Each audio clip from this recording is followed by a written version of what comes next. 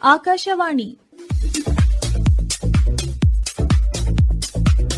ನೈಪುಣ್ಯ, ಕೌಶಲ್ಯ, ಯಶೋಗಾಥೆ ಒಳಗೊಂಡ ಗೆಲುವಿನ ಗುಟ್ಟು ಕಾರ್ಯಕ್ರಮ ಸರಣಿ.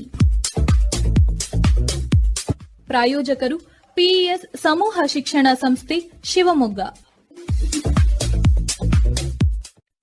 ಬದಲಾಗುತ್ತಿರುವ ತಂತ್ರಜ್ಞಾನಕ್ಕೆ ಹೊಂದಿಕೊಳ್ಳಲು ಬೇಕಾದ ನೈಪುಣ್ಯತೆ ಮತ್ತು ಕೌಶಲ್ಯಗಳು, ಈ ಕುರಿತು ಪಿಇಎಸ್ ಐಟಿಎಂನ ಪ್ರಾಂಶುಪಾಲರಾದ ಡಾಕ್ಟರ್ ಸ್ವಾಮಿ ಡಿಆರ್ ಅವರಿಂದ ಮಾಹಿತಿ.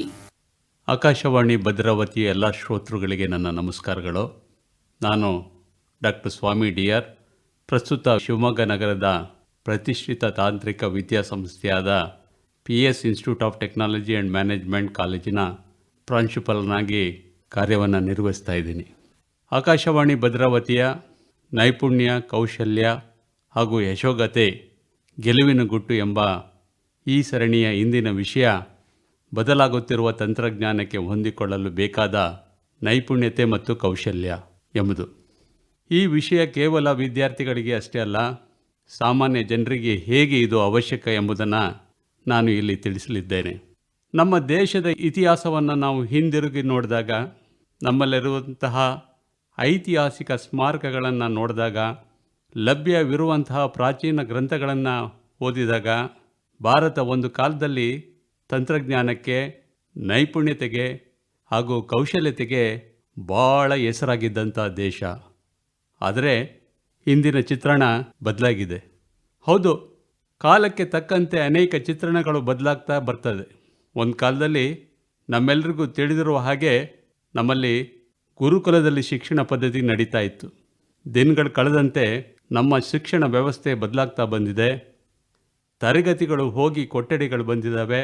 ಇಂದು virtual classrooms, online learning platforms, artificial ಇಂಟೆಲಿಜೆನ್ಸ್ನಂತಹ ಬದಲಾವಣೆಗಳನ್ನ ನಾವು ಇಂದು ಕಾಣ್ತೇವೆ.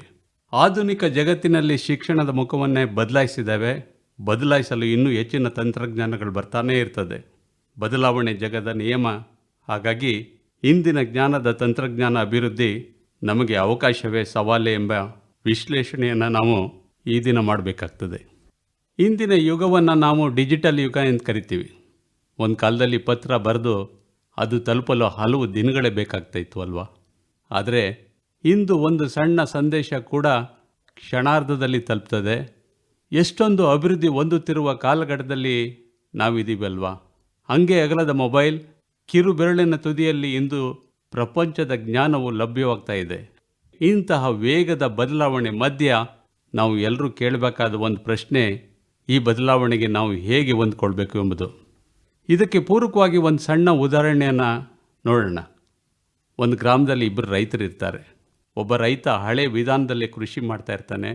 ಮತ್ತೊಬ್ಬ ರೈತ ಮೊಬೈಲಲ್ಲಿ ಹವಾಮಾನ ಮಾಹಿತಿ ನೋಡ್ತಾ ಇರ್ತಾನೆ, ಡ್ರಿಪ್ ಇರಿಗೇಷನ್ ಬಳಕೆ ಮಾಡ್ತಾ ಇರ್ತಾನೆ, ಯೂಟ್ಯೂಬ್ ವಿಡಿಯೋಗಳ ಮೂಲಕ ಹೊಸ ಹೊಸ ತಂತ್ರಜ್ಞಾನಗಳನ್ನ ಕಲಿತಾ ಇರ್ತಾನೆ ಹಾಗೂ ಅಳವಡಿಸ್ಕೊಳ್ತಾ ಇರ್ತಾನೆ. ಕೆಲ ವರ್ಷಗಳ ನಂತರ ಏನಾಯಿತು ಗೊತ್ತೇ? ಮೊದಲನ ರೈತರ ಬೆಳೆ ಸರಾಸರಿ ಮಟ್ಟದಲ್ಲೇ ಉಳಿತದೆ. ಆದರೆ ಎರಡನೇ ರೈತ ಕಡಿಮೆ ನೀರಿನಲ್ಲಿ ಹೆಚ್ಚು ಉತ್ಪಾದನೆಯನ್ನು ಪಡೆದು ಯಶಸ್ವಿ ರೈತ ಆಗ್ತಾನೆ.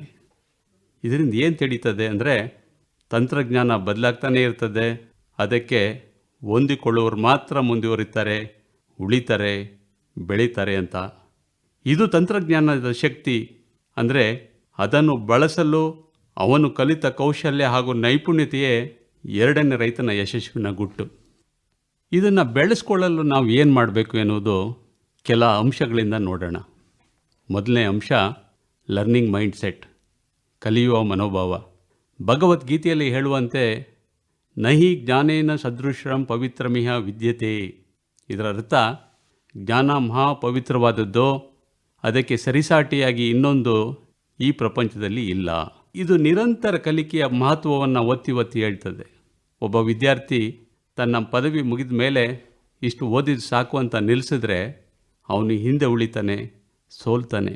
ಆದರೆ ದಿನವೂ ಹೊಸದನ್ನು ಕಲಿಯುವ ಅಭ್ಯಾಸ ಹೊಂದಿರುವಂಥ ವಿದ್ಯಾರ್ಥಿ ಸದಾ ಮುಂದಿರ್ತಾನೆ.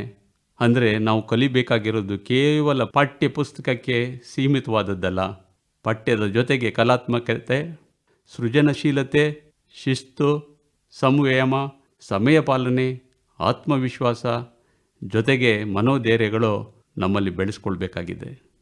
ನನಗೆ ಗೊತ್ತಿಲ್ಲ ಎಂದು ಹೇಳೋದಕ್ಕಿಂತ ನಾನು ಇದನ್ನು ಹೇಗೆ ಕಲಿಬೋದು ಎಂಬ ಮನೋಭಾವವನ್ನು ನಾವು ಬೆಳೆಸ್ಕೊಳ್ಳೋದು ಇಂದಿನ ಜೀವನದಲ್ಲಿ ಅಗತ್ಯವಾಗಿ ಕಾಣುತ್ತೇವೆ. ಎರಡನೇ ಅಂಶ ಪ್ರಾಬ್ಲಮ್ ಸಾಲ್ವಿಂಗ್, ಸಮಸ್ಯೆ ಪರಿಹಾರ ಸಾಮರ್ಥ್ಯ. ತಂತ್ರಜ್ಞಾನ ಸಮಸ್ಯೆಗಳನ್ನು ತರ್ತದೆ ನಿಜ, ಆದರೆ ಅದನ್ನು ಪರಿಹರಿಸೋದು ಕೂಡ ನಮ್ಮ ಕೈಯಲ್ಲಿರ್ತದೆ ಅಲ್ವಾ. ಉದಾಹರಣೆಗೆ ತಂತ್ರಜ್ಞಾನ ಒಂದು ಚಾಕು ಇದ್ದಂತೆ. ಅದನ್ನು ಸರಿಯಾಗಿ ಬಳಸಿದರೆ ಅಡಿಗೆಗೆ ಸಹಾಯಕ್ಕೆ ಬಳಸ್ಬೋದು, ತಪ್ಪಾಗಿ ಬಳಸಿದರೆ ಗಾಯವಾಗ್ಲೂಬೋದಲ್ವಾ. ಮುಖ್ಯವಾಗಿ ಕೇಳುಗರಿಗೆ ಹೇಳುವುದೇನೆಂದರೆ, ನಮ್ಮ ಕಾಲದ ಜಗತ್ತಿಗಿಂತ ಇಂದಿನ ಜಗತ್ತು ಸಂಪೂರ್ಣವಾಗಿ ವಿಭಿನ್ನವಾಗಿದೆ. ಇಂದು ಉದ್ಯೋಗಗಳು ಬದಲಾಗಿದ್ದಾವೆ, ಕೌಶಲ್ಯಗಳು ಬದಲಾಗ್ತಾ ಇರ್ತವೆ, ಕಲಿಕೆ ವಿಧಾನಗಳಂತೂ ತುಂಬ ಬದಲಾವಣೆಯನ್ನು ಕಾಣ್ತಾ ಇದ್ದೀವಿ. ಈಗಿನ ಸಮಯದಲ್ಲಿ ಉದ್ಯೋಗ ಕೊಡುವ ಕಂಪನಿಗಳು ನಿಮಗೆ ಏನು ಗೊತ್ತು ಅಂತ ಕೇಳೋದಿಲ್ಲ, ಸಮಸ್ಯೆ ಬಂದಾಗ ಹೇಗೆ ಯೋಚನೆ ಮಾಡ್ತೀರಾ ಅಂತ ಕೇಳ್ತವೆ. ಈ ರೀತಿಯಾದ ಜ್ಞಾನ, ಕೌಶಲ್ಯ ಹಾಗೂ ನೈಪುಣ್ಯತೆಯನ್ನು ಹೊಂದೋದು ಭಾಳ ಮುಖ್ಯವಾಗಿದೆ. ಮೂರನೇ ಅಂಶ ಕಮ್ಯುನಿಕೇಷನ್ ಸ್ಕಿಲ್, ಸಂವಹನ ಕೌಶಲ್ಯ. ಮಾತು ಬಲ್ಲವನಿಗೆ ಜಗಳವಿಲ್ಲ, ಊಟ ಬಲ್ಲವನಿಗೆ ರೋಗವಿಲ್ಲ ಎಂಬ ಗಾದೆಯಂತೆ ವಾಸ್ತವ ಜಗತ್ತಿನಲ್ಲಿ ಆರ್ಟಿಫಿಷಿಯಲ್ ಇಂಟೆಲಿಜೆನ್ಸ್ ಬಂದರೂ, ರೋಬೋಟ್ ಬಂದರೂ ಮಾನವನ ಮಾತಿನ ಪ್ರಭಾವವನ್ನು ಯಾರೂ ಬದಲಾಯಿಸಲಾರರು. ತಮ್ಮ ವಿಚಾರವನ್ನು ಸರಿಯಾಗಿ ಹೇಳಬಲ್ಲವರು ಅಥವಾ ವ್ಯಕ್ತಪಡಿಸಬಲ್ಲವರು ಯಾವಾಗಲೂ ಮುಂದೆ ಇರ್ತಾರೆ. ಒಬ್ಬ ವಿದ್ಯಾರ್ಥಿಗೆ ಟೆಕ್ನಿಕಲ್ ನಾಲೆಡ್ಜ್ ತುಂಬ ಇರ್ತದೆ, ಆದರೆ ತುಂಬ ಜನರ ಮುಂದೆ ತನ್ನ ಐಡಿಯಾ ಎಕ್ಸ್ಪ್ಲೈನ್ ಮಾಡೋದು ಬರೋದಿಲ್ಲ. ಇನ್ನೊಬ್ಬನಿಗೆ ಕಡಿಮೆ ನಾಲೆಡ್ಜ್ ಇದ್ದರೂ ಕಮ್ಯುನಿಕೇಷನ್ ಉತ್ತಮವಾಗಿರ್ತದೆ, ಅವನಿಗೆ ಒಳ್ಳೆ ಕಡೆ ಕೆಲಸ ಸಿಕ್ಕ ಉದಾಹರಣೆಗಳು ನಮ್ಮಲ್ಲಿ ಸಾಕಷ್ಟಿವೆ. ಹೀಗಾಗಿ ಸ್ಪಷ್ಟವಾಗಿ ಮಾತನಾಡೋದು, ಆತ್ಮವಿಶ್ವಾಸದಿಂದ ಪ್ರೆಸೆಂಟ್ ಮಾಡೋದು, ಕೇಳುವ ಕೌಶಲ್ಯವನ್ನು ರೂಢಿಸ್ಕೊಳ್ಳುವುದು ಇವೆಲ್ಲ ಅತ್ಯಗತ್ಯ. ನಾಲ್ಕನೇ ಅಂಶ ಕ್ರಿಯೇಟಿವಿಟಿ, ಸೃಜನಶೀಲತೆ. ಬರುತ್ತಿರುವ ಆರ್ಟಿಫಿಷಿಯಲ್ ಇಂಟೆಲಿಜೆನ್ಸ್ ಆನ್ಸರ್ ಕೊಡ್ಬೋದು, ಆದರೆ ಹೊಸ ಕಲ್ಪನೆ ಅದರಿಂದ ಕಷ್ಟ ಸಾಧ್ಯ. ಅದು ಕೇವಲ ಮಾನವನಿಂದ ಮಾತ್ರ ಬರುತ್ತದೆ. ಈಗ ಈ ChatGPT, ಕ್ಲೌಡ್ AI, ಜೆಮಿನಿ ಹೀಗೆ ಅನೇಕ ಟೂಲ್ಗಳು ದಿನನಿತ್ಯದಲ್ಲಿ ನಮಗೆ ಎಷ್ಟೋ ಕೆಲಸಗಳಿಗೆ ಸಹಾಯಕವಾಗಿದೆ. ಆದರೆ ಅದು ಸರಿಯಾದ ರೀತಿಯಲ್ಲಿ ಮತ್ತು ನಿಮಗೆ ಅವಶ್ಯಕ ಇರುವ ರೀತಿಯಲ್ಲಿ ಅದು ನಿಮಗೆ ಸಹಾಯ ಮಾಡಬೇಕಾದ್ರೆ ಅದಕ್ಕೆ ಸರಿಯಾದ ಪ್ರಾಂಪ್ಟ್ ಕೊಡುವುದು ಅಷ್ಟೇ ಮುಖ್ಯ. ಈ ಸರಿಯಾದ ಪ್ರಾಂಪ್ಟ್ಗಾಗಿ ನಿಮ್ಮ ಬಳಿ ಉತ್ತಮ ಕೌಶಲ್ಯ ಹಾಗೂ ಸೃಜನಶೀಲತೆ ಇರುವುದು ಕೂಡ ಬಹುಮುಖ್ಯ. ಐದನೇ ಅಂಶ ಅಡಾಪ್ಟಬಿಲಿಟಿ, ಹೊಂದಿಕೊಳ್ಳುವ ಗುಣ. ಕಾಲ ಬದಲಾಗುತ್ತೆ, ಕೆಲಸದ ರೀತಿಯೂ ಬದಲಾಗ್ತದೆ. ಕೋವಿಡ್ ಸಮಯದಲ್ಲಿ ನಮ್ಮ ಶಿಕ್ಷಕರು ಆನ್ಲೈನ್ ಟೀಚಿಂಗ್ ಕಲಿಯಬೇಕಾಯಿತು. ಅನೇಕರು ಮೊದಲಿಗೆ ಹೆದರಿದ್ರು, ಆದರೆ ನಂತರ zoom, Google meet, power point ಎಲ್ಲ ಕಲಿತು ವಿದ್ಯಾರ್ಥಿಗಳಿಗೆ ಪಾಠ ಮಾಡಿದರು. ಇದನ್ನೇ ಅಡಾಪ್ಟಬಿಲಿಟಿ ಅಂತಾರೆ. ನಾನು ಕಲಿತಿದ್ದನ್ನು ಅಷ್ಟೇ ನಾನು ಮಾಡೋದು ಅಥವಾ ನಾನು ಮೊದಲು ಹೇಗೆ ಕೆಲಸ ಮಾಡ್ತಿದ್ದೆ ಅದೇ ರೀತಿ ಮಾಡೋದು ಅಂದರೆ ಪ್ರಪಂಚ ಈಗಿನ ಸಮಯದಲ್ಲಂತೂ ಯಾರಿಗೂ ಕಾಯೋದಿಲ್ಲ. ಟೆಕ್ನಾಲಜಿ ಬದಲ ಹಾಗೆ ನಾವು ಅದನ್ನು ಕಲಿತು ನಮ್ಮೊಂದಿಗೆ ಅಳವಡಿಸ್ಕೊಳ್ಬೇಕೇ ಹೊರತು ಅದರ ವಿರುದ್ಧ ಹೋದರೆ ಸೋಲು ನಿಶ್ಚಿತ. ಎಷ್ಟೋ ಕಂಪನಿಗಳು ಕಾಲಕ್ಕೆ ತಕ್ಕಂತೆ ಬದಲಾಯಿಸ್ಕೊಳ್ಳದೆ ಕಾಣದಂತೆ ಹೋದದ್ದನ್ನು ನಾವು ನೋಡಿದ್ದೇವೆ, ನೋಡ್ತಲೇ ಇದ್ದೇವೆ. ಇನ್ನು ಆರ್ಟಿಫಿಷಿಯಲ್ ಇಂಟೆಲಿಜೆನ್ಸ್ ಮತ್ತು ಉದ್ಯೋಗಗಳ ಬಗ್ಗೆ ಮಾತನಾಡೋದಾದರೆ, ಇಂದು ಹಲವರಿಗೆ ಒಂದು ರೀತಿ ಭಯ ಇದೆ. AI ಬಂದರೆ ನಮ್ಮ ಕೆಲಸ ಹೋಗುತ್ತಾ ಅಂತ. ಖಂಡಿತವಾಗಿಯೂ ಇಲ್ಲ. ಕೆಲವು ಕೆಲಸಗಳು ಬದಲಾಗ್ತದೆ, ಆದರೆ ಹೊಸ ಅವಕಾಶಗಳು ಕೂಡ ಬರ್ತದೆ ಎಂಬುದು ನನ್ನ ಅಭಿಪ್ರಾಯವಾಗಿದೆ. ಹಿಂದೆ ಟೈಪ್ರೈಟರ್ ಆಪ್ರೇಟರ್ ಇದ್ದರು, ಕಂಪ್ಯೂಟರ್ ಬಂದ ನಂತರ ಆ ಕೆಲಸ ಕಡಿಮೆ ಆಯಿತು ನಿಜ. ಆ ಕಂಪ್ಯೂಟರನ್ನು ತಮ್ಮ ಟೈಪಿಂಗ್ ಕೆಲಸಕ್ಕೆ ಹೇಗೆ ಬಳಕೆ ಮಾಡಬೇಕು ಎಂಬುದನ್ನು ಕಲಿತವರು ಜೀವನದಲ್ಲಿ ಮುಂದೆ ಹೋದರು. ಹೀಗಾಗಿ ವಿದ್ಯಾರ್ಥಿಗಳು ಏನು ಮಾಡಬೇಕು? ಪ್ರತಿದಿನ 1 ಗಂಟೆ ಹೊಸದನ್ನು ಕಲಿಬೇಕು. Coding, AI tools, communication, public speaking, excel, data analysis ಇವಷ್ಟೇ ಅಲ್ಲ, ಇವು ಉದಾಹರಣೆ ಅಷ್ಟೇ. ನಿಮ್ಮ ಅವಶ್ಯಕತೆಗೆ ಅನುಗುಣವಾಗಿ ಉಪಯೋಗವಾಗುವಂಥ ಯಾವುದಾದ್ರೂ ವಿಷಯವನ್ನು ದಿನಕ್ಕೆ 1 ಗಂಟೆಯಾದರೂ ಕಲಿಯಿರಿ ಮತ್ತು ಅನ್ವೇಷಿಸಿರಿ. ಈ ನಿಟ್ಟಿನಲ್ಲಿ ಶಿಕ್ಷಕರ ಪಾತ್ರ, ನಾನು ಕೂಡ ಒಬ್ಬ ಶಿಕ್ಷಕನಾಗಿ ಶಿಕ್ಷಕರಿಗೆ ಹೇಳುವುದು ಏನೆಂದರೆ, ತಂತ್ರಜ್ಞಾನ ಬದಲಾಗುತ್ತಿರುವ ಈ ಕಾಲದಲ್ಲಿ ಶಿಕ್ಷಕರ ಪಾತ್ರ ಭಾಳ ಮುಖ್ಯ. ಹಿಂದೆ ಶಿಕ್ಷಕರು ಇನ್ಫಾರ್ಮೇಷನ್ ಕೊಡ್ತಾಯಿದ್ರು, ಇಂದು ಇನ್ಫಾರ್ಮೇಷನ್ ಎಲ್ರಿಗೂ ಎಲ್ಲ ಕಡೆ ಸಿಗ್ತಾ ಇದೆ. ಅದರಿಂದ ಶಿಕ್ಷಕರು ಮಾರ್ಗದರ್ಶಕರಾಗಬೇಕು, ವಿದ್ಯಾರ್ಥಿಗಳಿಗೆ ಕ್ಯೂರಿಯಾಸಿಟಿ ಬೆಳೆಸಬೇಕು, experiential learning, practical learning, decision making ಇದರ ಬಗ್ಗೆ ಜಾಸ್ತಿ ಒತ್ತು ಕೊಡಬೇಕು. ವಿದ್ಯಾರ್ಥಿಗಳು 100% ಮಾರ್ಕ್ಸ್ ತೆಗೆದುಕೊಳ್ಳೋದಕ್ಕಿಂತ 100% ಕೌಶಲ್ಯವನ್ನು ಹೊಂದೋದು ಭಾಳ ಮುಖ್ಯವಾಗಿದೆ. ಪೋಷಕರಿಗೂ ಒಂದು ಮಾತು, ಇಂದಿನ ಮಕ್ಕಳಿಗೆ ನಾವು ನೀಡಬೇಕಾಗಿದ್ದು ಕೇವಲ ಶಿಕ್ಷಣವಲ್ಲ, ದಿಕ್ಕು, ಮಾರ್ಗದರ್ಶನ. ಅಂಕಗಳಿಗಿಂತ ಕೌಶಲ್ಯಗಳಿಗೆ ಪ್ರಾಮುಖ್ಯತೆಯನ್ನು ನಾವು ನೀಡಬೇಕಾಗ್ತದೆ. ಪ್ರಶ್ನಿಸಲು ಪ್ರೋತ್ಸಾಹಿಸಬೇಕಾಗ್ತದೆ. ಮಕ್ಕಳು ಯಾಕೆ ಅಂತ ಕೇಳಿದಾಗ ಅದನ್ನು ತಡಿಬಾರ್ದು. ಅದು ಅವರ ಚಿಂತನೆಯ ಬೆಳವಣಿಗೆಗೆ ಅಗತ್ಯ ಸಹಾಯವನ್ನು ಮಾಡ್ತದೆ.